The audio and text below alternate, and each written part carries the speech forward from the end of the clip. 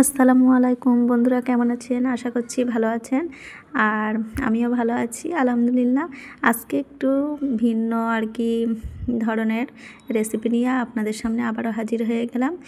আমি ম্যাগি রান্না করব একদম ভিন্ন স্বাদের, ডিম ছাড়া, শুধু সবজি দিয়ে বানাবো।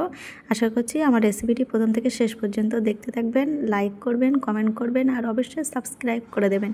এখানে আমি একটি প্যান বসিয়ে নিয়েছি আর তার ভিতরে দিয়ে দিলাম 1 কাপ পানি, আর তার ভিতরে দিয়ে দিলাম আমি 2টো ম্যাগি। এখানে আমি 2টো ম্যাগি বানাবো। এখানে দেখবেন যে পানিটা যেই মাত্রই ফুটে যাবে আর ম্যাগিগুলো একদম আলাদা আলাদা ছাড়িয়ে যাচ্ছে, ঠিক এই পজিশনে আমি নামিয়ে নেব। এছাড়া বেশি আর সিদ্ধ করব না, তাহলে ম্যাগিটা ভালো হবে না। এখন আমি একটি ছাঁকনিতে তুলে নেব। বন্ধুরা, এটি আমি সকালে আমার ছেলের জন্য বানিয়েছিলাম, সেটি আপনাদের সঙ্গে শেয়ার করছি। আর তারপরে আমি সেই প্যানে আর একটু সরিষার তেল দিয়ে দিলাম। তেলটা গরম হয়ে গেলে আমি দিয়ে দিলাম একটি পেঁয়াজ কুচি, আর এখানে দিয়ে দেব আমি 2টো ছোট ছোট লঙ্কা কুচি করে দিয়েছি। আপনারা চাইলে বেশি লঙ্কা ব্যবহার করতে পারেন, যেহেতু বাচ্চা মানুষ খাবে, সেই জন্য আমি সেইভাবেই বানাচ্ছি। এটি আপনারা বাচ্চাদের টিফিনে কিংবা বড়রাও খুব মজা করে খেতে পারে। আর এখানে দিয়ে দিলাম তারপরে আমি গাজর কুচি। আমার হাতের কাছে 2টো সবজি ছিল, তাই দিয়ে বানিয়েছি। আপনারা চাইলে বেশি সবজি দিয়ে বানাতে পারেন। এখানে তারপরে আমি একটি টমেটো দিয়ে দিয়েছি। এখন ভালোভাবে নাড়াচাড়া করে নিচ্ছি।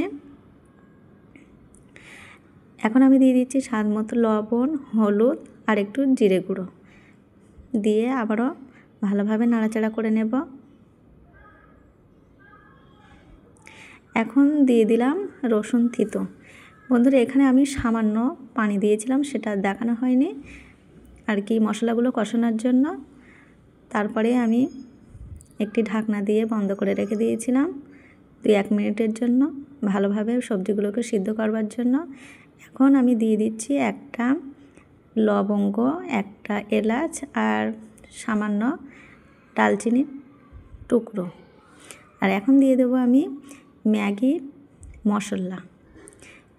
এখানে কিন্তু আমি 1.5 প্যাক মশলাটা আমি দিয়েছিলাম।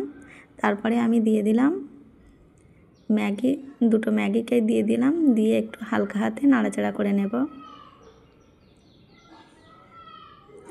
দেখুন বন্ধুরা কেমন হয়েছে, একদম ঝুরঝুরে হয়েছে। এখানে কিন্তু বেশি সিদ্ধ করা যাবে না, তাহলে কিন্তু ম্যাগিটা একদম ভালো হবে না। আর দেখে কেমন মনে হচ্ছে যে একদম পারফেক্ট, দেখলেই বোঝা যাবে। তাহলে বন্ধুরা, আমার রেসিপিটি এই পর্যন্ত। আবার পরে ভিডিওতে দেখা হবে। ততক্ষণে সকলে ভালো থাকবেন। আর শেষে আমি পরিবেশন করবার জন্য এখানে কয়েকটি শসা কুচি দিয়ে দিয়েছি, আর উপর থেকে একটু সস দিয়ে দিলাম। তাহলে বন্ধুরা, অবশ্যই আমার চ্যানেলটিকে সাবস্ক্রাইব করবেন, ভালো লাগলে লাইক করবেন, কমেন্ট করে জানাবেন আমার রেসিপিটি কেমন হয়েছে। পরে ভিডিওতে দেখা হবে।